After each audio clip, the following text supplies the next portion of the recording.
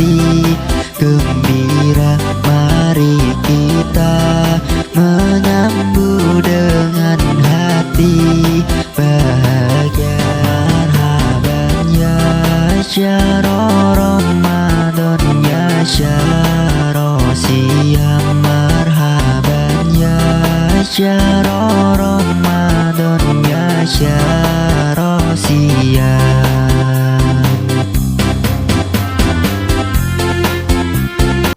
Bismillahirrahmanirrahim. Taklim kita hari ini kaji baru liqa'ullah bil syiyam, menemui Allah melalui puasa. Artinya itu kategori masih persiapan puasa Ramadan yang kita akan hadapi beberapa hari-hari ke depan ya. Langsung saja ke tajuk risalah, mudah-mudahan Allah meridhoi. Assalamualaikum warahmatullahi wabarakatuh. Waalaikumsalam warahmatullahi wabarakatuh. Jazakumullah khairan katsira. Alhamdulillahirabbil alamin, na ilahil ma'hud wassalatu wassalamu li ayasiri hayati wujud wa ashabil azam milikul maujud. Salatan tutafi qulubinal iman wa biha biunal Qur'an wa biha biunal Qur'an wa biha biunal Qur'an wa tubahi humu ayat wa tuhlana biha nurul janat wa nurunai wa nurun yajari ila wajikal karim. Sama-sama kita memohon dulu keikhlasan kita kepada Allah. Dibaca al-ikhlas satu kali dalam hati saja.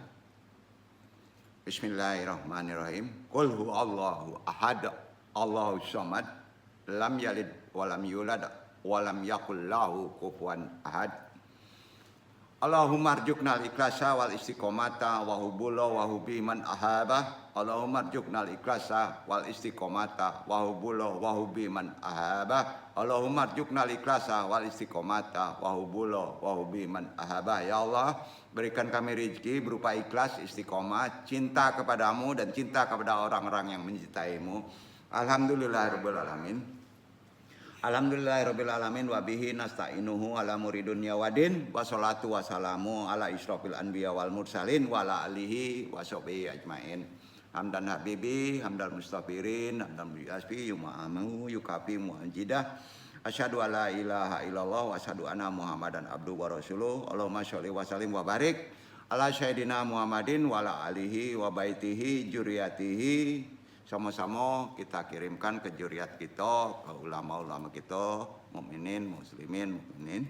Al-Fatihah. A'udzubillahi minasyaitonir rajim. Bismillahirrahmanirrahim. Alhamdulillahirabbil alamin. Arrahmanirrahim. Maliki yaumiddin. Iyyaka na'budu wa iyyaka nasta'in. Ihdinas siratal mustaqim. Siratal ladzina an'amta 'alaihim ghairil maghdubi 'alaihim waladdallin.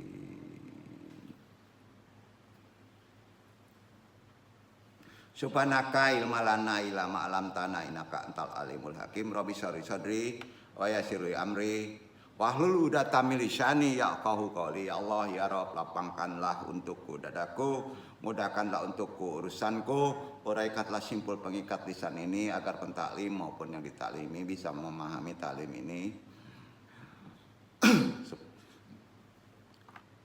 Sama-sama kita berdoa, diikuti saja dalam hati, didengarkan saja. Bismillahirrahmanirrahim.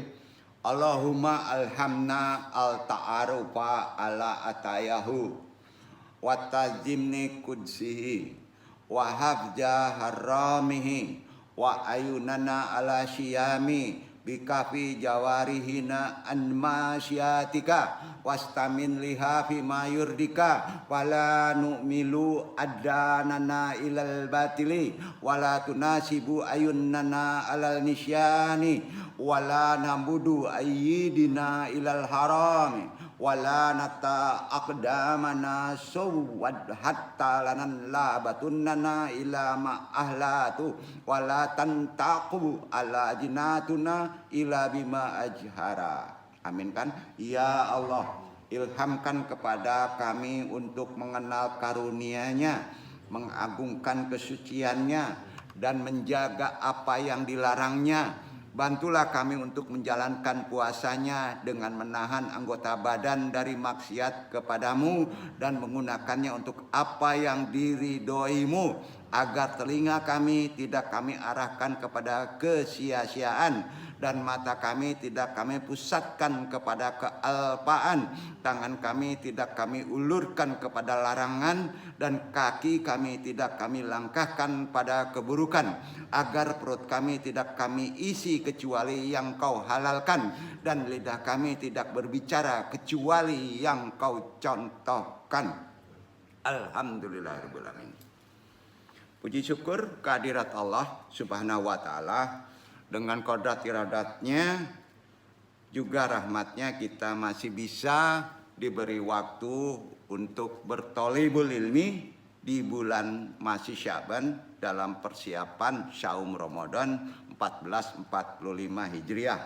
Maklumat, sehubungan bulan sudah ada di atas ufuk saat pada hari Minggu besok 10 Maret 2024 secara almanak atau 29 Sya'ban 1445 Hijriah, maka insya Allah puasa kita khusus di Padang dan sekitarnya jatuh pada hari Senin 11 Maret 2024. Kita nggak boleh melenceng hitungan ini karena kita menghadapi satu hari bulan Idul Fitri. Jadi mudah-mudahan ini semuanya bisa sama.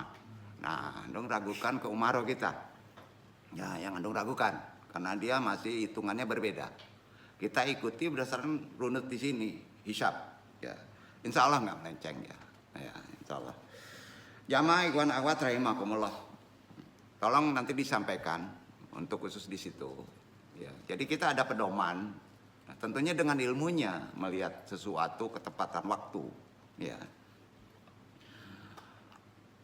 Mukminin, muslimin, baik yang mengaji secara telaki, secara langsung, semuanya maupun yang tidak langsung secara dunia teknologi ya, medsos, semuanya rahimakumullah. Di pertemuan ini Al-Fakir ngulang lagi, coba bahas tentang liqallah bil syiyam, menemui Allah melalui puasa. Ya. Ini agak tinggi banget ya, makanya doanya tadi itu amalannya juga berat. Ya. Puasa kita harus berbeda, ya, karena itu perintah Nabi. Ya. Puasa itu enggak johir aja loh, ya. Sama ba'du, Rasulullah bersabda, langsung ke sabda syahih. Li sya'aimi farhatunan ainda fitrihi wa farhatun ainda liqai rabbihi. Bagi orang yang berpuasa ada dua kegembiraan, yaitu kegembiraan ketika berbuka, ya kan? Dan kegembiraan ketika bertemu dengan Rabb-nya. Nah, betul kan? Nah, hadis riwayat Bukhari. Jadi sasarannya kegembiraan bertemu dengan Rabb-nya. Ya. Yakin gak nih? Nah ini kan kajinya, waduh, ini kaji masuk akal gak nih? Ya. Jadi di situ kan disebutkan wa farhatun inda liqarabi, kegembiraan ketika bertemu dengan Tuhannya. Ada nanti enggak? Ketemu dengan Tuhan itu pada saat puasa. Pada saat puasa. Puasa yang mana bisa ketemu Tuhannya? Dalam konsep apa memahami makrifatnya? Jangan sampai salah kaji. Karena ulama jumhur menganggap itu nanti yang kedua itu. Nanti setelah di akhirat, kan gitu maknanya. Padahal konsep matan isi daripada hadis tadi itu tidak ada disuruh nanti. Allah itu maha lahir, maha batin. Tapi konsep jatiyah memang gak bisa dilihat. Jangankan itu, kebatasan mata kita kan udah kena kaji ya. Tapi konsep menemui Allah itu bertemu dalam konsep apa? Dan itu bisa diandalkan secara akliyah. Ya. Sekali lagi, bagi orang yang berpuasa ada dua kegembiraan. Yakini itu. Sabda ini syahih. Ya. Kegembiraan pertama ketika berbuka. Betul kan? Walaupun semurtad nggak beresnya, kapas berbuka pasti ada kegembiraan. Setuju kan? Kemudian ada kegembiraan kedua, bertemu dengan Tuhannya, bertemu Allah. Itu maka judul jadinya liqallah bil syam. Itu kajinya. Nah kalau ini dikajikan keluar sering jadi perdebatan nanti kalau nggak lurus kita. Nah.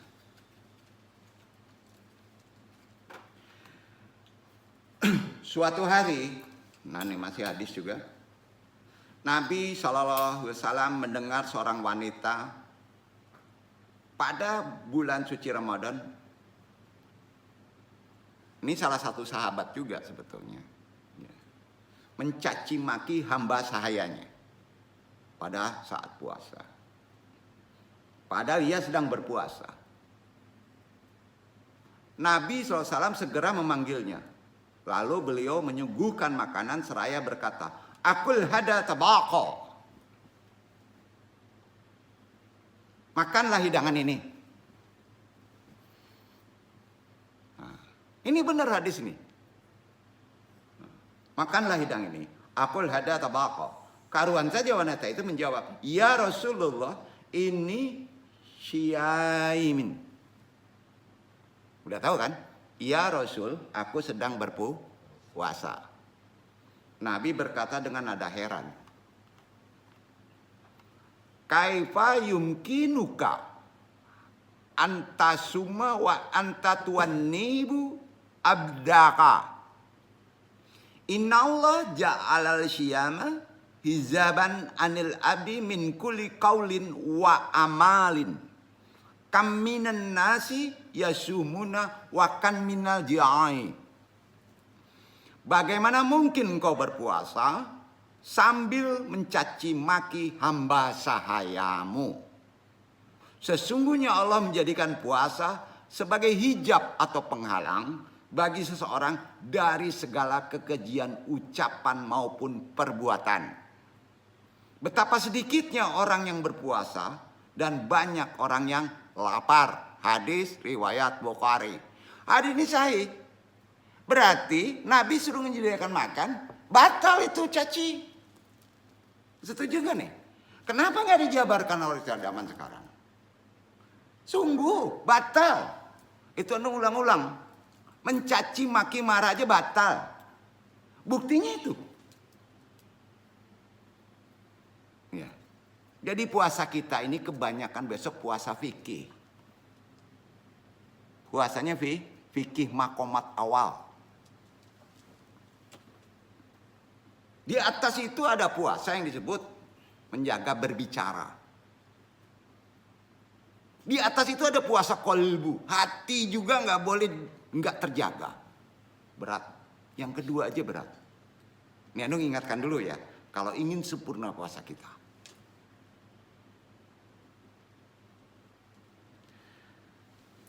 Hadis tadi itu kan sudah fikih. Setuju nggak nih? Kan banyak orang nyampaikan itu. Setuju kan? Hati-hati jaga marah, tahan. Karena sifat saum itu menahan. Walaupun sampai gemeter. Justru itu yang membatalkan. Nabi aja nyodorkan makanan. Bagaimana mungkin antum puasa tapi mencaci maki? Betul kan? Aduh, belum apa-apa kena lagi ngaji. Apa-apa. Anda menyampaikan apa adanya perintah tuntunan agama. Ya. Jadi hadis itu sebenarnya Rasulullah ingin menyadarkan kaum muslimin khususnya yang hidup di zaman nanti, kata Nabi. Berarti kita kena. Berarti bukan Nabi meramal, dikasih tahu Allah kan? Di zaman sekarang, tentang hakikat puasa yang sebenarnya gimana sih? Nah kalau kita sudah berdakwah demikian, orang nggak bisa menjawabnya. Karena background dasarnya istidlal dalil ini jelas. Ada dua hadis yang menyatakan ada dua kegembiraan gimana caranya berpuasa sampai puasa menjaga perbuatan lisannya juga. Setuju ya? Karenanya kalau kita mau merenung, kata saum kan merupakan kata serapan dari bahasa Arab yang mempunyai arti menahan. Menahan, mengekang itu bukan menahan, tidak makan, tidak minum, tidak berhubungan siang hari aja. Mujmal, satu paket tubuh termasuk akhlak antum. Betul kan? Tabiat antum. Itu dominannya. Makanya kan kena orang dulu kalau puasa itu langsung menyepi. Bersuluk supaya jangan kena dari perkara tadi. Iya kan? Makanya ada persiapan sebelum puasa disediakan makanan untuk keluarganya. Sampai 6 bulan loh. Ya. Karena istilah saum itu kan menahan, mengekang bukan dalam konsep lahiriah. Kita renungan lagi, imsak, mengendalikan. Maknanya saum, imsak, mengendalikan, dari menahan dikendalikan. Sedangkan istilah puasa, perhatiin ya, istilah puasa itu nggak ada di Arab. Artinya menahan, mengekang atau mengendalikan. Istilah puasa sendiri itu saum dan imsak. Kalau puasa, kata serapannya dari mana coba? Sanskerta, bukan Arab. Apa artinya? Menyiksa. Nah, catat aja tuh. Puasa artinya menyiksa. Itu bahasa Sanskerta. Bahasa Jawa kuno. Jadi jelas ada perbedaan arti di kedua ini, pemahaman yang sangat menyolok. Kemudian bahasa Indonesia terkontaminasi dengan kata siam dan saum, berubah menjadi menahan. Menahan. Jadi puasa itu menahan. Jadi menahan apa saja konsepnya. Nah, kita harus konsepnya dinaikkan secara tuntunan sunnah Nabi puasanya. Aktivitas indrawi salah satunya puasa berbicara. Naik kedua. Bukan menahan konsep makan. Salah satunya aktivitas berbicara. Tahan. Hal ini kan bisa kita pahami dari ucapan wanita suci Maryam alaihissalam. Ini Quran sandalannya. Bahwa bukti puasa besok pun termasuk menahan berbicara. Dan sandarannya bukan hadis, firman. Perlihar kelahiran putranya Isa Al-Masih yang tanpa ayah. Dapat pun fitnah yang berat, dia tidak akan ngomong. Karena membatalkan puasa. Dasar dalilnya begitu. Perhatikan Quran surat Maryam 19:26 dibaca Iwan. Itu dasarnya. Di puasa kedua.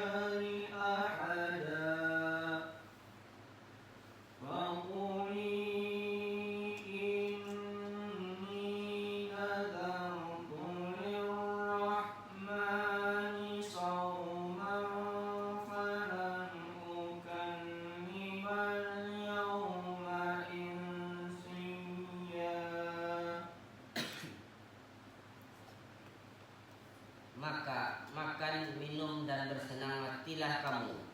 Jika kamu melihat seorang manusia, maka katakanlah, sesungguhnya aku telah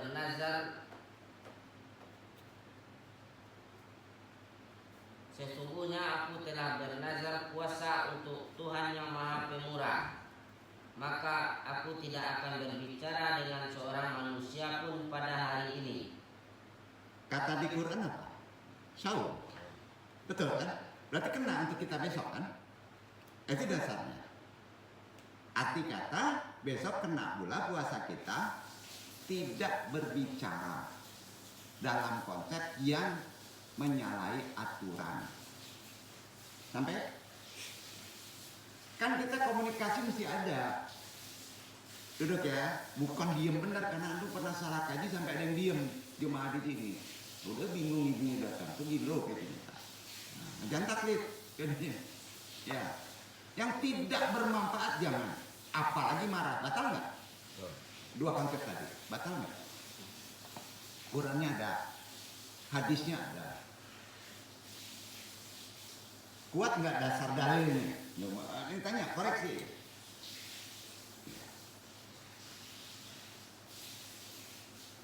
Fikih sampai sekarang masih berdebat.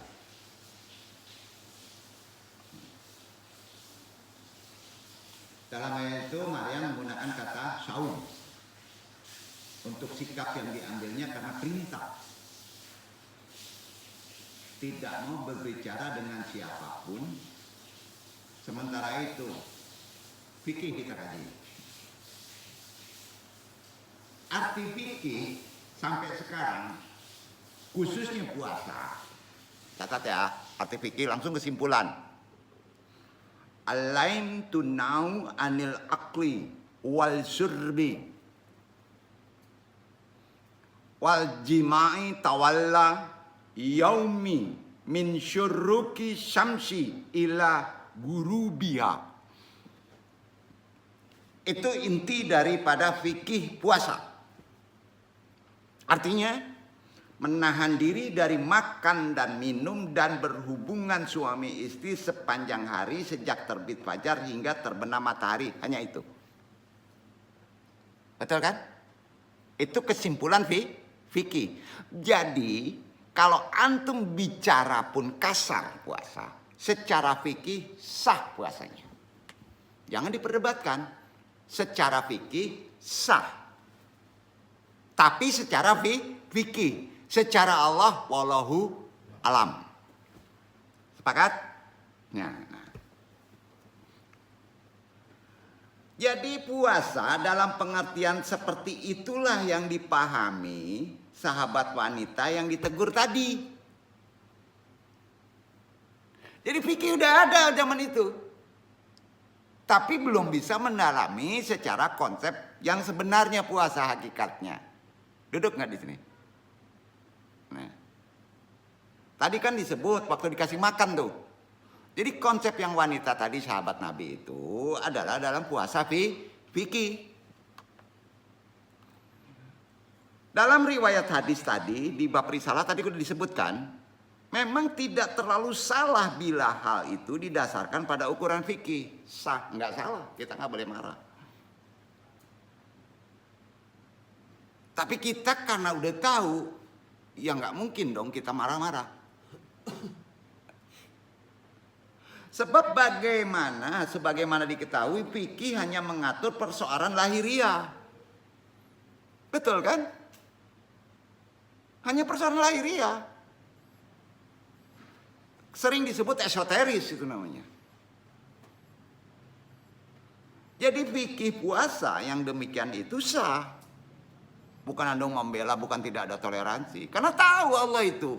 Makomat puasa itu di sini sudah dapat kita ilmu. Ternyata puasa itu ada derajatnya. Iya kan? Ada makomatnya. Nah, makanya kalau misalnya menganggap makomat derajat itu tidak ada di puasa, bingung kan dong?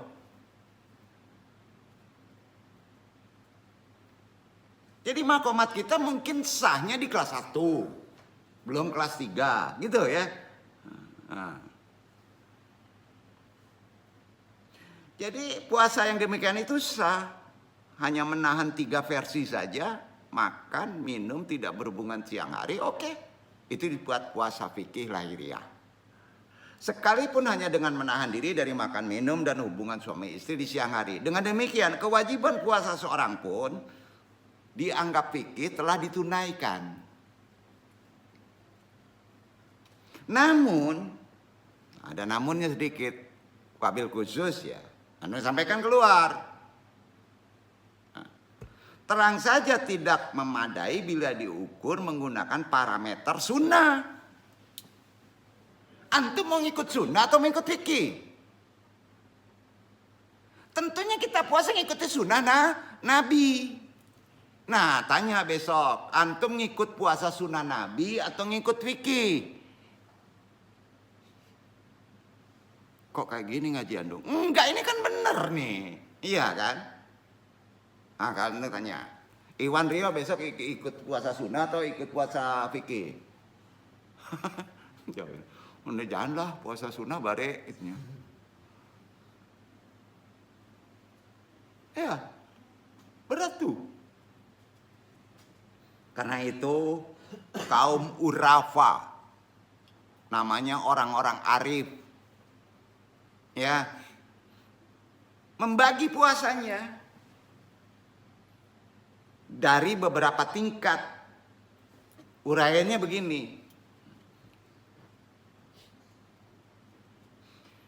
Tiga tingkat puasa menurut kaum arifun, yaitu satu, catat tuh. Dan ini nggak salah, karena ada dasar dalilnya. Puasa perut. Kedua, puasa lisan. Ketiga, puasa kolbu.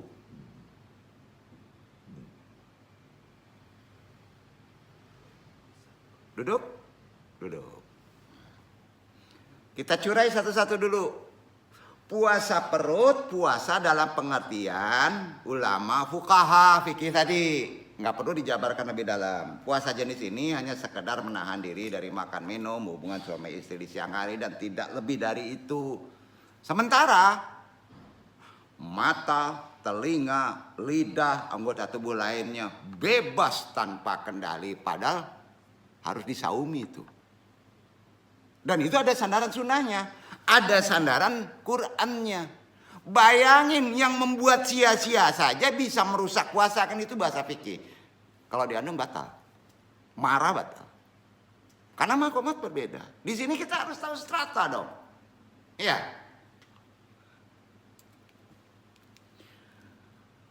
Kalau secara hukum filsafat itu kita sandarkan pada Hujatul Islam, karena berdasarkan dari filsafat. Namanya Imam Al-Ghazali. Dia nyontek dari tadi. Puasa seperti ini disebut puasa awam. Ya, puasa apa awam? Puasa perut. Padahal melalui sunnah itu konsepnya di hadis adalah jelas. Makan minum ditahan ke perut. Betul kan? Tapi Al-Ghazali namanya dimujmalkan karena mengandalkan intelektual. Namanya puasa awam. Perhatikan dalam khutbah Nabi pas menjelang puasa Ramadan. Sahih ini. Dengan jelas Nabi mengatakan begini. Ahfaz lisanka wa kuda basaraka amala tahilu ainuka antarahu wasrab samaka amala tuhailu udnuk antasma'ahu. Hadis riwayat Bukhari saya. Peliharalah lidahmu. Ahfaz lisanka.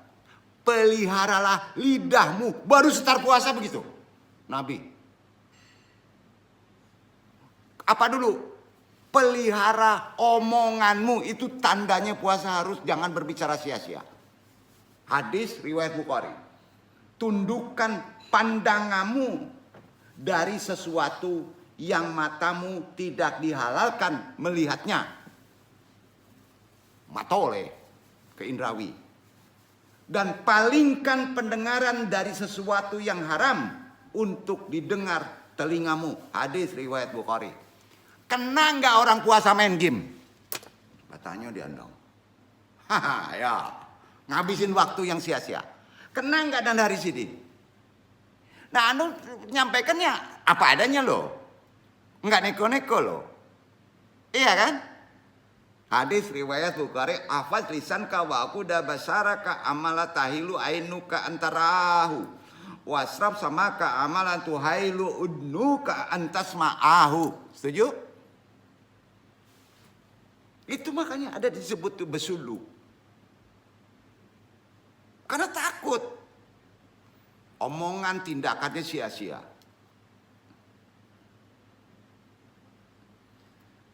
Sekali lagi mengingatkan, jangan sampai khusus ini setidaknya puasa tidak bernilai di mata Allah. Ya, kurangi. Tahu itu berat itu, tahu anu. Allah tahu itu berat. Yang anu takutkan puasa tidak menghasilkan apapun, paling tinggi hanyalah lapar dan haga saja. Itu kan kata Nabi. Kan betul, hadis itu sering disampaikan. Wa kaman min insanin yasumu wa laisa lahu min siyamihi syai'un illal ju'u wal atasu. Betul kan? Alangkah banyaknya orang berpuasa tetapi tidak memperoleh apa-apa dari puasanya selain lapar dahaga semata. Hadis riwayat An-Nasai Ibnu Majah. Apakah terus tiap tahun begitu puasa kita?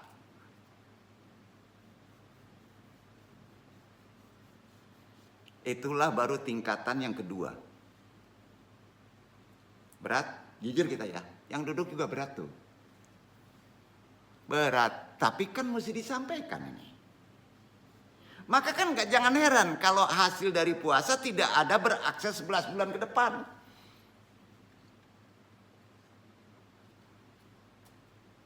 Tingkatan puasa yang lebih tinggi lagi. Naikin. Tadi udah ke perkara lisan. Indrawi. Apa? Puasa perut udah, puasa lisan udah. Langsung. Imam Abu Thalib menegaskan. Dan puasa paling tinggi nih. Syamul fami afdalu min syamil maidati. Itu kata-kata sahabat. Puasa lisan lebih baik daripada puasa perut.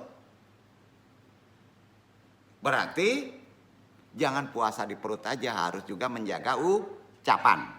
Nah, itu sahabat ngomong gitu. Puasa lisan adalah puasa seperti yang didefinisikan oleh ulama fikih tadi. Dibarengi dengan upaya mengendalikan mata, telinga, lidah, seluruh anggota tubuh dari segala yang diharamkan Allah.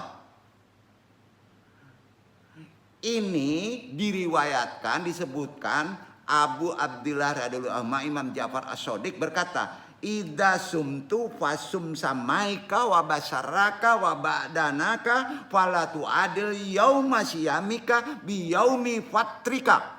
Jika engkau berpuasa, maka puasakan pula pendengaran, penglihatan, dan kulitmu. Janganlah disamakan hari puasamu dengan hari berbukamu. Ketangkep nggak maksudnya? Riwayat lain nih ya, ulama-ulama dulu. Udah naik ke tingkatan kedua nih. Imam Ja'far As-Shadiq mengatakannya begini. Idza sumti fahfaz syamiyaka wa basarraka an kulli haramin. Ahfaz jami'adani jasadika min kulli syarin. Tajanabi tasarufati allati yumkinu antudia masyair qadimaka wa idastatata tazimi samta an kulli hadithin illa lidzikrillah fala tajal ayyama syamika mitla ayyamika tabiati. Jika engkau berpuasa, maka kendalikan pendengaran, penglihatanmu dari segala sesuatu yang diharamkan. Tahanlah seluruh anggota tubuhmu dari segala keburukan. Tinggalkan perilaku yang dapat melukai perasaan pelayanmu. Dan bila mampu, diamlah dari segala pembicaraan. Kecuali hanya untuk mengingat Allah, zikrullah. Jangan jadikan hari-hari puasamu seperti hari-hari fitrahmu. Betul? Pembatal puasa kan fitrah. Ulama dulu sudah mengamalkan. Puasa lisan, istilah Imam Al-Ghazali itu menyebutnya puasa khusus, betul kan? Yang tadi puasa awam. Di Ihya Ulumuddin tuh. Berarti Al-Ghazali melihat dari pedoman-pedoman yang dulu.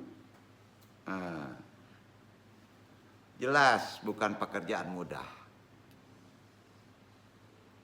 Jelas. Kita merenung, kita introspeksi. Kenapa Andung minta doa yang di atas tadi? Berani nggak besok kita minta mohon puasa sampai tahapan yang ketiga itu harus dengan pertolongan Allah. Karena kita memang nggak mampu. Nah, kalau Allah dimasukkan doa tadi, antum puasa besok, antum tidak akan diketemukan dengan hati gremet, dengan pancingan amarah. Itu yang kita minta. Betul kan? Jadi enak, pede kita puasa.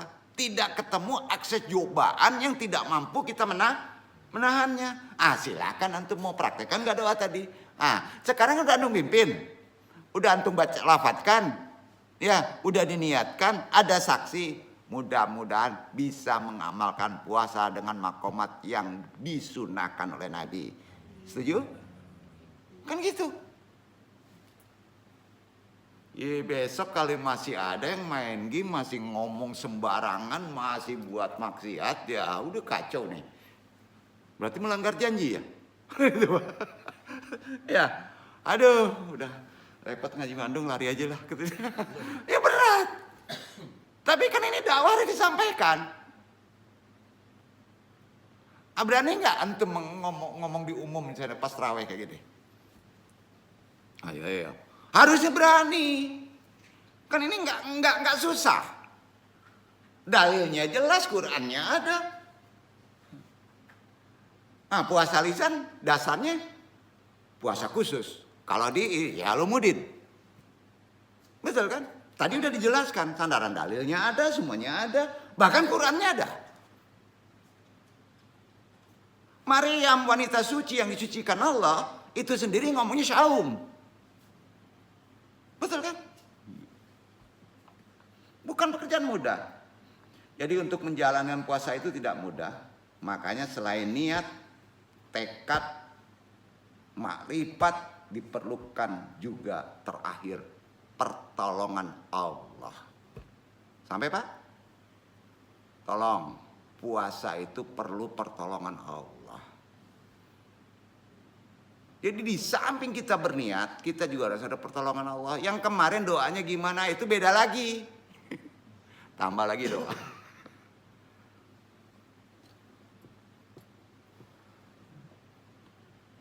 Jadi tidak heran kalau ijazah dari Imam Ali Zainal Abidin memanjatkan permohonan pertolongan Allah dengan makomat puasa yang tertinggi.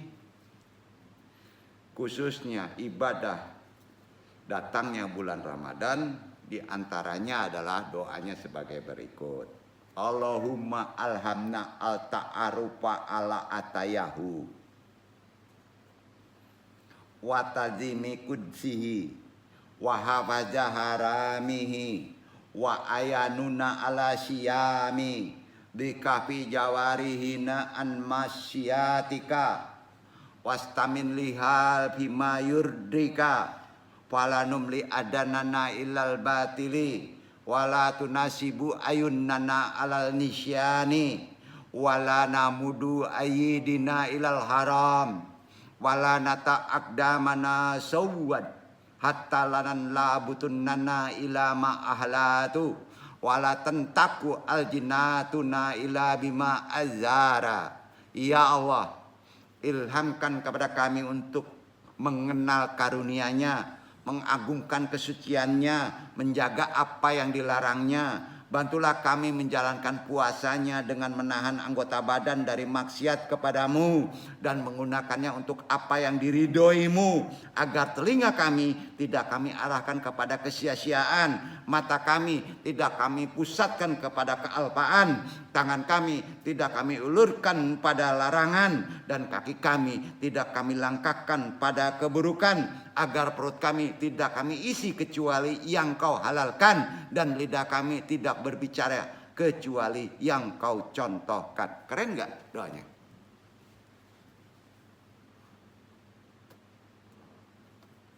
Itu rintihannya begitu.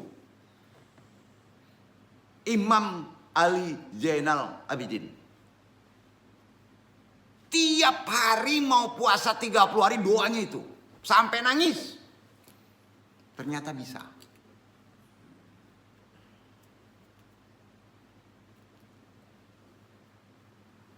Yakin betul beliau bahwa untuk mencapai puasa tingkatan ini diperlukan bantuan, hidayah, pertolongan Allah. Jadi nggak semudah itu puasa. Cetek banget kita memahami puasa ke fikih.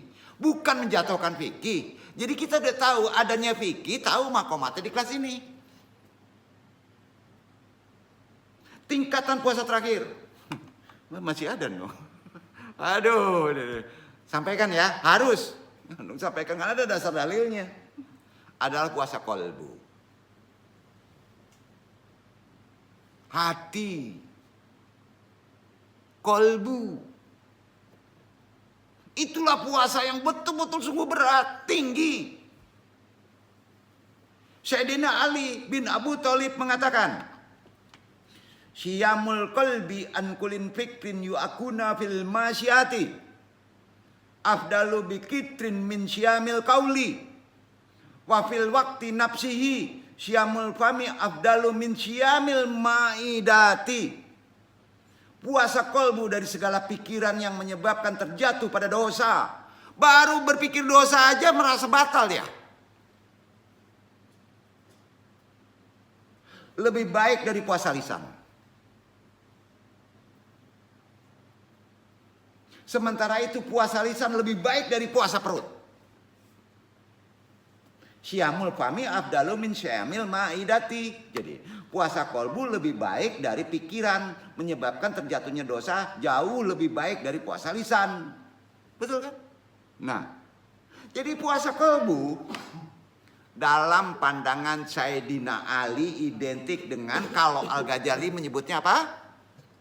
Di Ihya Ulumuddin, puasa khususul khusus. Nah itu dia. Jadi nggak mungkin Al-Ghazali itu mengandalkan renungan pikiran. Berarti dia juga melihat referensi ke atas ulamanya. Betul kan? Nah, itulah gabungan puasa jenis pertama dan puasa jenis kedua. Ditambah plus ke kolbu. 3 digabung. 3 sejarangan. Pare. Asyamul anjami'il ahwa iwal afkari dunyawiyati wal abdiyan kulli syai'in syiwalah. Puasa dari segala kecenderungan yang rendah dan pikiran yang bersikap duniawi serta memalingkan diri dari segala sesuatu selain Allah. Ini kesimpulan Ihya Ulumuddin bab 1 halaman 277. Jadi sudah digabung puasa khususul khusus. Dalam tingkatan ini puasa sudah dianggap batal hanya lantaran pikiran tertuju kepada sesuatu selain Allah. Itu mereka kenanya di suluk. Makanya suluk itu amalannya adalah ingat Allah. Zikir. Supaya pikiran tidak kemana-mana. Pertanyaannya, sanggup gak Ikhwan Iqbal 30 hari zikir? Ayo. Berat. Yang 2 aja udah berat. Masa kita fikih aja naikin deh kedua. Asalkan jangan Ikhwan Iqbal gak enak lah. Ikhwan Fauzi, besok puasa ketiga langsung lu. Kalau memori kita rusak gimana? Ayo. Kemana-mana. Repot gak? Repot, Pak. Makanya puasa itu kita jadi malaikat. Di atas malaikat lagi. Jadi potensinya sudah bisa. Malaikat jelas akan baik karena gak ada nafs. Terkontrol. Kita ada nafs. Mulia gak dari malaikat manusia itu? Mulia. Kalau makomatnya bisa sampai puasa ke titik kolbu.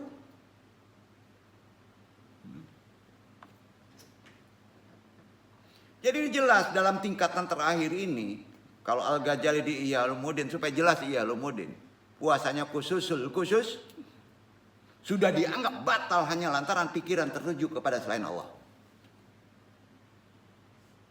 Baru di hati, belum terucapkan.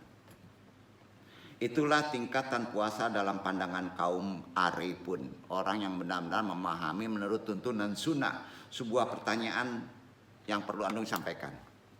Puasa tingkat manakah yang mempunyai kemungkinan besar mencapai tujuannya yang dinyatakan Al-Quran bertemu Allah? Kan harus jelas kajiannya. Sampai. Karena kalau ini sudah ingat Allah, kalbu bersih, waktunya suci, ketemu nggak sama Allah? Dalam konsep rohani, logika kita. Sepakat? Jadi sebelum Anda menjawab lebih jelas lagi dalam pertanyaan tadi, puasa gimana yang sampai tujuannya seperti yang dinyatakan Al-Quran? Ada baiknya tercatat, harus dijelaskan terlebih dahulu apa yang menjadi tujuan puasa. Apa tujuan kita niat puasa? Al-Baqarah 183, yang baca ya. Tujuannya itu. Ya ayyuhalladzina amanu kutiba alaikumusyiyamu kama kutiba aladzina min qablikum la'allakum tattaqun. Kan itu tujuannya. Betul kan? Orang-orang yang beriman diwajibkan atas kalian berpuasa sebagaimana diwajibkan atas orang sebelum kalian untuk bisa bertakwa. Titik. Tujuannya bertakwa. Hadis riwayat Bukhari. Li syaimina farhatani farhatuna ainda fitrihi wa farhatuna ainda liqa rabbihi. Bagi orang yang berpuasa akan mendapatkan dua kegembiraan tadi sudah disebut, yaitu kegembiraan ketika berbuka dan kegembiraan ketika bertemu dengan Rabbnya. Kita kuatkan lagi hadisnya. Hadis lainnya, sahih lagi nih. Aja alu butinukum jayiatan wa kulubukum jama'a wa abdanukum auratan asa kulubakum antarallah fid dunya. Buatlah perut-perutmu lapar, kolbu-kolbumu haus dan badan-badanmu telanjang. Mudah-mudahan kolbu kalian bisa melihat Allah di dunia ini. Hadis sahih riwayat Bukhari Muslim. Nggak berani orang menjabarkannya. Kan unik tuh. Anu tegas-tegas saja. Supaya kalian bisa melihat Allah di dunia ini. Ingat, melihat Allah inilah yang harus kita makrifati dalam konsep hukum secara akliyah. Nung jabarkan sekarang. Setuju? Setuju ya? Supaya bisa dibuat buku. Nah, ini pemahamannya jangan kemana-mana. Berdasarkan dalil, dengan jelas puasa yang diwajibkan pada umat Islam merupakan kewajiban juga diperintahkan Allah kepada umat sebelum Nabi Muhammad SAW kan. Menjadi Rasul sudah disampaikan tuh sebelum menjadi Rasul Nabi. Hal ini berarti ada persamaan antara puasa umat Islam dengan puasa umat sebelumnya. Tetapi pertanyaannya, puasa yang seperti apa? Dalil tersebut juga menjelaskan bahwa tujuan orang berpuasa adalah menjadi orang yang bertakwa kan? Di Al-Baqarah tadi. Nah, apakah yang dimaksud dengan takwa? Harus kita uber dulu. Karena ini tadabbur. Dalam dalil juga dijelaskan bahwa orang berpuasa akan mendapat kenikmatan, yaitu kenikmatan saat berbuka. Betul kan? Dan saat bertemu dengan Robnya, betul kan? Nah, puasa yang bagaimana yang mengantarkan kita bertemu dengan Robnya? Itu sasaran tertingginya kan? Nah, kata takwa itu kata serapan dari bahasa Arab yang artinya sebenarnya memelihara dan menjaga. Takwa itu memelihara dan menjaga, arti aslinya. Tujuan dari orang berpuasa agar ia bisa memelihara iman yang sudah ditanamkan oleh Allah di kolbu antum. Betul kan? Bersyukur kita udah ada iman, nikmat tertinggi. Agar ketika ia meninggal dunia tetap dalam keadaan beriman kepada Allah. Nah, apakah iman itu? Kejar lagi. Hakikat iman itu adalah nurullah. Oh, kemana-mana orang ini. Bukan percaya aja, yang telah disaksikan oleh setiap orang yang beriman. Arti kata iman itu makomat tertinggi adalah nurullah yang sudah dilihat, disaksikan oleh orang yang beriman. Duduk. Itu kan sandaran nurullah ketika ia bertemu dengan Allah untuk pertama kalinya sebelum jadi badan. Tuh. Naik sendiri iman itu kalau puasa antum sampai makomat ketiga. Hampir sama waktu antum itu kita ini bertemu dengan Allah. Berjanji pada zaman ruhani itu. Nah, pertemuan dengan Allah itu dapat terjadi lantaran ia melakukan ibadah puasa. Bukan gak bisa bertemu lagi Allah karena kita dilupakan. Terhijab, maka disuruh puasa supaya bertemu denganku. Itu kan lika Allah puasa di Syam. Inilah yang dikatakan Rasulullah bahwa ibadah puasa dapat digunakan sebagai sarana untuk bertemu dengan Allah. Bukan judul KJ, biasa itu. Dan pertemuan tersebut merupakan pengalaman yang sangat-sangat menggembirakan bagi para pelaku puasa secara benar. Nah, banyak ulama sayangnya berpendapat kegembiraan bertemu dengan Tuhannya karena melakukan ibadah puasa nanti katanya. Kan gitu. Nanti ketika kita berada di akhirat kelak. Betul, nggak disalahin. Sehingga banyak umat Islam gimana? Nantilah. Kan gitu puasanya.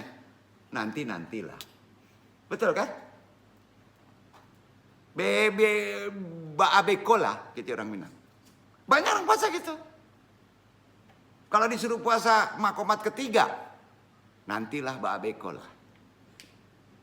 Makanya dianggap ringan aja puasa.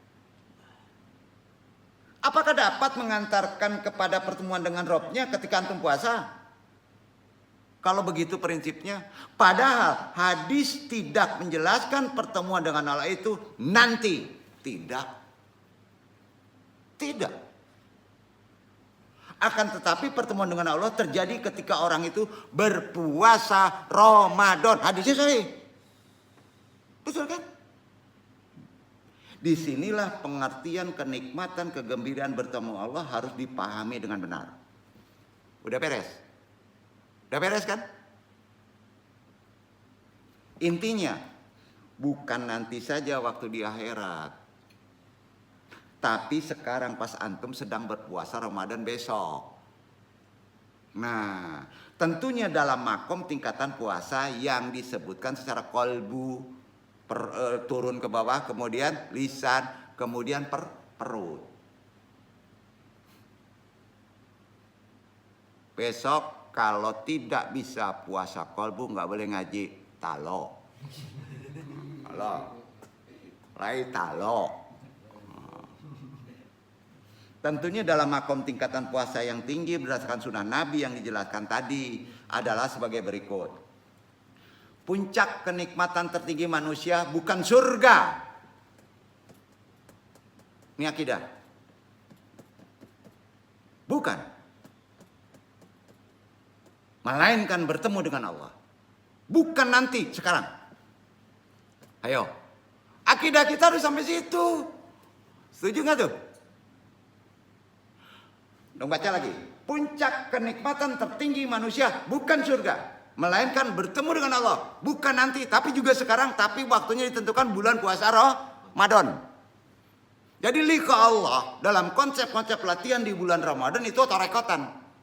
Prakteknya pas Ramadan. Duduk. Nah, itu dia. Jadi di Al-Quran dijelaskan puncak kenikmatan tertinggi surga adalah bertemu Allah loh. Benar. Salah nggak sufi wanita adawiyah? Tidak kan? Bukankah memiliki hidup nikmat merupakan dambaan setiap orang? Konsep nikmat nih. Di atas bahagia. Hanya saja kenikmatan setiap orang ukurannya berbeda-beda. Takarannya berbeda-beda. Ukuran kenikmatan Ikhwan Iqbal dengan Iqbal Fauji berbeda nggak? Yang satu hobi batu cincin. Tadi dapet batu cincin. Nancie syukur-syukur hobinya baca Quran. Beda kan? Ini contoh. Pasti berbeda ukuran kenikmatan kan? Berbeda-beda. Ada yang nikmat dengan hartanya, ada? Makanya pas ditanya, kalau ingin selesai kamu, apa masalahnya? Duit. Enggak gila orang tuh. Ukurannya duit. Kapitalis dia. Agama nggak perintahkan begitu. Karena kata Allah, kenikmatan tertinggi bukan materi. Surga pun bukan kenikmatan tertinggi, tapi bertemu denganku. Zikir. Ayo. Salah nggak kata-kata itu? Kok dari tadi Anda kajinya marah-marah nggak? Enggak ya. Ini mau masuk Ramadan. Kalau Ramadan Anda nggak akan ngomong lagi. Masya Allah. Jadi ada yang nikmat dengan hartanya, ada yang nikmat dengan duitnya. Maaf, ada yang nikmat dengan mobilnya. Habis saja mau mobil. Yang unik ada nikmat dengan politiknya. Pusing. Salah, hakikat nikmat bukan begitu. Yang tertinggi puncak nikmat, jawab. Liqaullah. Jangan sandarkan nanti. Ayo. Aneh kajian itu enggak? Enggak kan? Nah, perhatikan ya. Puncak kenikmatan tertinggi surga adalah bertemu Allah. Di mana? Di surga.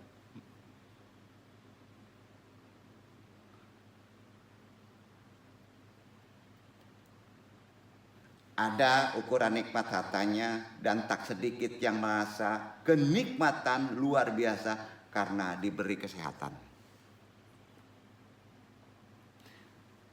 Sekarang pertanyaannya. Ikhwan Iqbal ada 10 miliar tapi nggak bisa bangok pakai oksigen. Pilih hilang uang 10 miliar atau bisa bangok. Nah, ya. Jadi ukuran nikmat unik ya. Nah. Dengan kesehatan seorang dapat menjalankan aktivitas dengan baik, bekerja mencari nafkah untuk keluarga, belajar untuk menggali ilmu sebagai bekal hidup di kehidupan selanjutnya tanpa halangan apapun. Kalau dengan uang bisa nggak? Enggak. Luruskan pola berpikir dulu. Itulah kenikmatan yang merupakan salah satu bentuk kuasa Allah yang diberikan kepada manusia berbeda-beda. Jika dihitung, tolong hitung. Di sini baru tahu kita. Satu persatu maka tidak ada alat secanggih apapun yang akan mampu menghitungnya nikmat dari Allah sampai sekarang. Setuju nggak tuh? Makanya perintah syukur di bulan puasa itu. Kalau masih tobat itu ke bawah larinya masih. Udah syukurin aja deh. Kita masih hidup, masih bertemu. Dijamin nyaman itu, nikmat tertinggi itu. Begitu juga kenikmatan setelah meninggal dunia dan masuk surga. Sebagaimana kita ketahui bersama, kita sama-sama ketahui, berbicara perihal surga, maka akan terbayang apa? Secara logika sekarang. Apa yang kebayang? Gambarannya, keindahannya, yang ada di dalamnya syahwat. Di atas syahwat ada kenikmatan lebih tinggi nggak? Bingung. Akan tetapi ulama khusus ya, kenikmatan surga itu bukan dilihat dari isinya, bro. Bukan. Kita sering melihat nikmat dari isinya. Banyaknya uang, jumlah mobil, jumlah rumah, ya kacau itu pola berpikir. Benar. Hati-hati di Ramadan. Bukan isinya. Kira-kira senang mana antara berhubungan biologis sama istri atau ketemu anak yang hilang bertahun-tahun? Jujur. Ini logika aja. Ditinggalkan hubungan biologis sama istri itu kalau ketemu anak yang udah bertahun-tahun hilang, betul nggak? Nah, kalau ketemu anaknya yang hilang saja senang, sampai menganggap kecil hubungan biologis yang dianggap paling tinggi kenikmatan, apalagi di surga bertemu dengan zat yang maha-maha yang kita sujudi tiap hari. Logika kita. Jadi beresin pola berpikir kita. Maka nggak ada artinya surga tanpa melihat Allah. Poin, catat tuh. Disuruhnya zikir supaya bertemu kapasitasnya di kolbu kan. Sudah ada di dunia. Kita kan nggak tahu orang bertemu dengan Allah dalam konsep bukan dalam ini. Ya kalau dalam ini fikih zahir ya nggak ketemu, berdebat. Nah, banyak hal bisa dilakukan, tapi hal itu tentu sangat penting untuk disampaikan oleh Andung ini perkara ini, karena zaman sekarang itu bukan zaman taklid kita ngaji. Karena bertemu dengan zat yang telah menciptakan segalanya merupakan kenikmatan tertinggi, itu ada dua konsep pemahaman. Keindahan surga dan isinya pun tidak lebih indah dari sebuah pertemuan kalau didasari kerinduan yang dibalut dengan keimanan. Sepakat? Sepakat nggak? Kalau antum rindu, dibalut dengan keimanan yang kuat, inginnya bertemu Allah, walaupun dikasih surga dengan isinya ditolak. Lah kalau antum udah rindu dikasih mobil Mercedes Benz, udah rindu sama seorang ngeliat atau set, kalah Mercy itu. Ayo, betul kan? Beda. Hati-hati di puasa memahaminya. Memang harus dijelaskan perkara ini nampaknya lebih ruhani. Andung hanya minta memohon kepada pendakwah siapapun juga yang ada di dunia. Coba sampaikan kondisi sekarang dakwah seperti ini deh. Kalau kita kembali lagi seperti fikih ke fikih itu udah pada kenyang. Setuju Pak? Masya Allah dibantu deh. Itu betul-betul hebat. Betul-betul antum betul-betul akan ada nilai plus deh. Baik oleh orang yang menerimanya. Supaya orang itu ngerti bahwa nikmat tertinggi di surga adalah melihat Allah Subhanahu wa Ta'ala. Obat dari kerinduan adalah pertemuan. Obat rindu itu apa? Batamu. Kalau diputusin batamu balik lagi, sadonya hilang tuh. Dunia seolah milik kita berdua. Betul?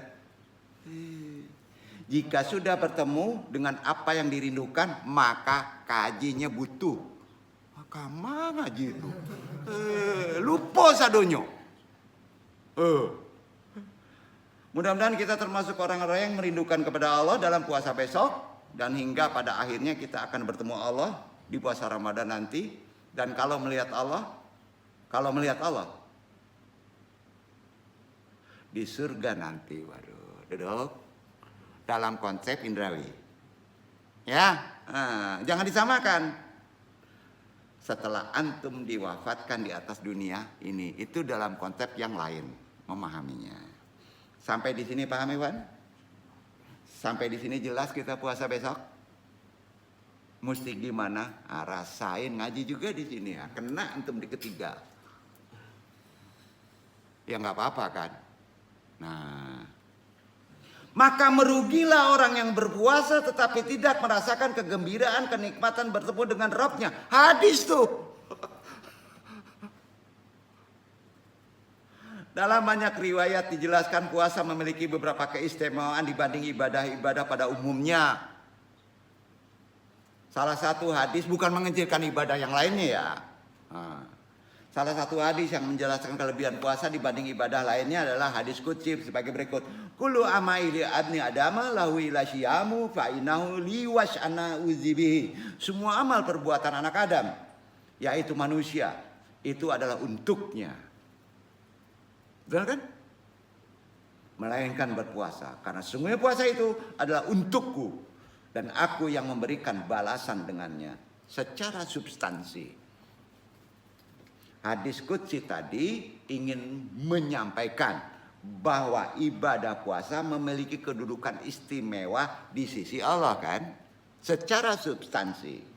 Kata untukku itu adalah bentuk penyandaran ibadah puasa kepada Allah yang menunjukkan betapa puasa merupakan ibadah memiliki kedudukan lebih dibandingkan ibadah lainnya, bukan artian mengecilkan ibadah-ibadah lainnya. Ya.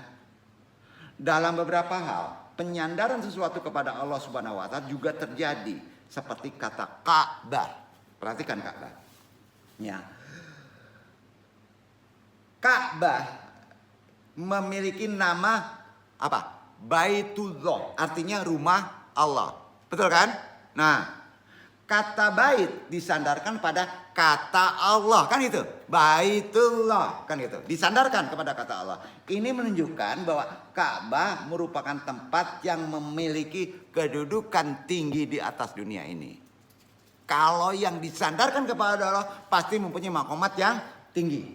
Gitu kan? Nah, dibanding tempat lainnya. Dari hadis tadi ada satu hal yang perlu kita garis bawahi, yaitu kalimat berdasarkan hadis tadi fa innahu li wa na'udzubi. Karena sesungguhnya puasa itu adalah untukku dan aku yang akan memberikan balasan dengannya. Kalau kita cermati lagi ya, kita tadabburi lagi Quran tadi, pasti muncul sebuah pertanyaan besar. Bukankah semua ibadah itu akan dibalas oleh Allah Subhanahu wa taala? Lalu mengapa dalam hadis seolah-olah puasa yang langsung dibalas oleh Allah? Kan gitu. Yang langsung dibalas oleh Allah kan puasa. Menegasikan ibadah yang lainnya. Bahasanya begitu. Para ulama di sini berbeda pendapat, timbul perdebatan. Dalam mengartikan hadis, mengapa puasa memiliki keistimewaan di sisi Allah dibandingkan amal ibadah lainnya? Beberapa pendapat ambil nukil dulu. Pertama, puasa adalah ibadah yang tidak bisa terjerumus dalam pamer, riya. Setuju? Nah, hal ini berdasarkan sabda, ya sufi syami riya'u. Itu sabda Nabi. Sahih, pada puasa tidak ada sifat pamer. Gimana mau ngelihat riya? Membedakan antara orang yang sedang berpuasa dengan yang tidak. Sebagai contoh, misalnya ada dua orang sedang berjalan beriringan. Yang satu berpuasa dan satu lagi tidak. Apakah kita bisa membedakan mana yang puasa? Enggak. Bibirnya calik. Enggak juga. Susah. Sulit. Jadi berbeda dengan ibadah lainnya. Sholat, haji, zakat. Antara orang yang sedang sholat dengan yang tidak. Bisa kita bedakan, mudah kan? Itu sholat tunduk-tunduk. Ini gak sholat, diam aja ngobrol. Kan beda. Puasa kan enggak. Makanya puasa itu gak ada riya. Itulah kira-kira. Jadi puasa bisa terjerumus dalam sifat ucapan. Misal ada orang berpuasa dengan maksud memamerkan puasa. Ia berkata saya ini sedang berpuasa. Terlihat dengan omongan dia. Tapi sekalipun begitu, ia hanya bisa diperlihatkan dengan pak dia ngomong. Betul kan? Berbeda dengan ibadah yang lainnya bila terjerumus dalam riya melalui gerakan atau ucapan. Nah, kedua, puasa mampu melumpuhkan setan. Lumpuh tuh. Makanya ada istilah puasa setan di penjara. Dari ikhtiar dia. Tapi dipikir nanti dulu. Nanti dulu. Ada setan pada diri. Saat sedang berpuasa maka kita akan menahan diri untuk tidak makan dan minum kan. Sampai waktu maghrib. Ketika makan dan minum tidak masuk dalam tubuh. Maka syahwat dalam diri terkendali. Setuju? Betul kan? Sementara syahwat merupakan pintu masuk utama bagi setan yang menjerumuskan manusia dalam lembah kemaksiatan. Ini ada sabdanya. Inna syaitona yajri min abni adama mazradam padayiku madari'ah bil ju'ai. Sesungguhnya setan itu menyusup dalam aliran darah anak Adam, maka persempitlah jalan masuknya dengan lapar. Betul kan? Ketiga, pahala puasa lebih besar dibandingkan ibadah lainnya. Sampai-sampai Imam Al-Qurtubi, setiap amal ibadah sudah ditentukan besar pahalanya sekian, dan sampai yang Allah kehendaki. Lain halnya dengan puasa, pahalanya tidak memiliki ketentuan khusus. Kalau puasa sekian, 10 kali, 700 kali puasa, nggak ada nilainya. Nggak ada ditentukan angka materinya. Hanya Allah yang tahu. Hal ini juga ada dasar hadisnya. Kullu amali ibnu adama yuda'aful hasanatu asru amataliha. Illa sabaina itada'afan qallahu aja wajala. Illa sauma fa innahu li wa ana azabihi. Setiap amalan kebaikan yang dilakukan oleh manusia akan dilipat gandakan dengan 10 kebaikan yang semisalnya hingga 700 kali lipat. Allah Ta'ala berfirman yang artinya kecuali amalan puasa. Amalan puasa tersebut adalah untukku, aku sendiri yang akan membalasnya. Sahih. Keempat, pahala melihat Allah. Ini sasarannya. Yang keempat, dalam kitab Durrun Nasihin halaman 13, kalau ingin mereferensikannya, kitabnya Durrah An-Nasihin halaman 13, silahkan baca, karangan Syekh Utsman Syakir dengan mengutip pernyataan Abu Hasan menjelaskan bahwa semua amal ibadah akan mendapatkan balasan berupa surga. Berbeda dengan puasa. Sholat dapat surga, zakat dapat surga, betul kan?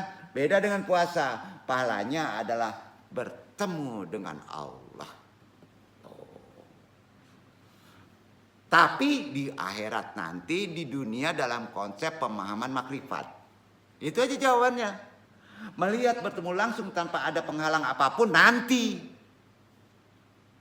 Ya, dalam klasifikasi level pahala, melihat Allah di akhirat merupakan kenikmatan yang paling tinggi, lebih nikmat dari mendapatkan surga dan isinya. Karenanya ada sebuah syair menyebutkannya langsung aja pemahaman. Siapa yang mengadu atas dosa-dosa yang ditanggungnya, datanglah pada bulan Ramadan pintu zat yang mengobatinya. Berbahagialah orang yang tahu akan puasa yang dilakukannya. Allah telah memberi kabar gembira untuknya. Puasa untukku dan aku akan membalasnya. Wahai orang yang berpuasa di bulan Ramadan, bahagialah atas harapan. Rumi ngomong gitu. Kam min insanin yasumu wa laisa lahu min syamihi ilal juwau wal atasyahu. Berapa banyak orang melakukan puasa mengingatkan kembali tapi tidak memperoleh apa-apa dari puasa selain lapar dan dahaga semata. Hadis riwayat An-Nasai, Ibnu Majah. Dengan tegas Al-Hujwiri terakhir kaji. Ini ulama paling dulu. Kitabnya udah pada tahu deh. Kasyiful Mahdzub.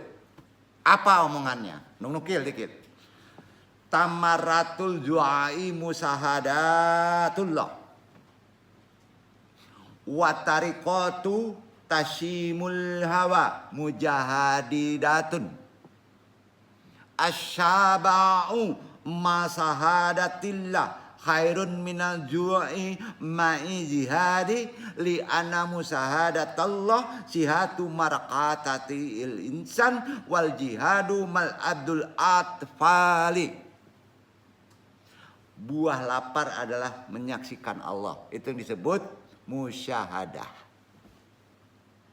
Buah lapar adalah menyaksikan Allah. Itu yang disebut musyahadah. Sedangkan caranya adalah menundukkan hawa nafsu. Itu disebut mujahadah. Kenyang yang dipadu dengan menyaksikan Allah namanya musyahadah. Namanya musyahadah. Jadi musyahadah babuku. Nah ya, lebih baik daripada lapar yang terpadu dengan mujahadah. Karena menyaksikan Allah adalah medan perang manusia. Sementara mujahadah adalah tempat bermain anak-anak. Hebat nggak Kasyiful Mahdzub? Berarti dia sudah memiliki konsep puasa dalam kolbu. Tingkatan yang tertinggi sudah masuk puasa daripada fikih dan puasa lisan. Kemudian beliau menceritakan bahwa dirinya telah bermimpi bertemu dengan Rasulullah dan memohon kepada beliau untuk memberikan nasihat. Dan Rasulullah menjawab, kafi lisanaka wa hawasaki. Tuhan, tahanlah lidahmu dan indera-inderamu dalam puasa. Karena itu menurut Al-Hujwiri, menahan indera-indera adalah mujahadat. Itu sempurna, sudah bagus puasanya. Karena semua pengetahuan diperoleh melalui panca indera. Nah, penglihatan, pendengaran, pengecapan, pencium, peraba, 4 dari indera itu mempunyai suatu tempat yang khusus. Tetapi yang kelima yaitu perabaan, tersebar di seluruh badan. Nah, tersebar. Segala sesuatu diketahui oleh manusia melalui pintu ini, kecuali pengetahuan intuitif dan ilham. Nah, dan pada masing-masing tempat ya, terdapat kesucian dan ketidaksuciannya. Nah, karena sebagaimana terbuka bagi pengetahuan akal dan ruh, demikian pula mereka terbuka bagi imajinasi dan hawa nafsu yang merupakan organ-organ yang berperan dalam ketaatan dan dosa, juga berperan dalam kebahagiaan dan penderitaan. Karena itu bagi orang yang melakukan puasa untuk memenjarakan semua indera itu agar mereka bisa berpaling dari ketidaktaatan kepada ketaatan. Jadi berpantang hanya dari makan dan minum adalah puasanya permainan anak-anak. Orang harus berpantang dari kesenangan-kesenangan yang tidak berguna, perbuatan-perbuatan yang diharamkan, bukan dari makanan yang halal. Nah, jadi itulah puasanya yang tingkatan sampai tingkatan ke kolbu. Sudah termasuk semuanya. Begitulah janji Andung menyampaikan tingkatan puasa yang sebenarnya secara hakiki ternyata adalah sandaran dalilnya. Bukan kata-kata dari orang sufi aja. Betul kan? Wabillahi taufiq wal hidayah, besok kita bahas naik lagi nanti sebelum tutup kaji. Puasa yang sebenarnya secara rohani. Insya Allah Andung bahas besok. Banyak maaf, memang berat, tapi kita ada doa memohon sampai situ. Siapa tahu kita diberi hidayah sama Allah. Ya, jadi jangan tanggung-tanggung kalau kita mau puasa. Jangan sepelekan puasa nasi tandung. Dan naikkan level kita puasa, jangan hanya mengandalkan puasa fikih saja. Jangan mengejar sah puasa saja, termasuk juga akhlak, lisan kita, mata kita, telinga kita kurangi dari jalan kesia-siaan. Wassalamualaikum warahmatullahi wabarakatuh. Ramadan tiba, Ramadan tiba, Ramadan tiba, marhaban.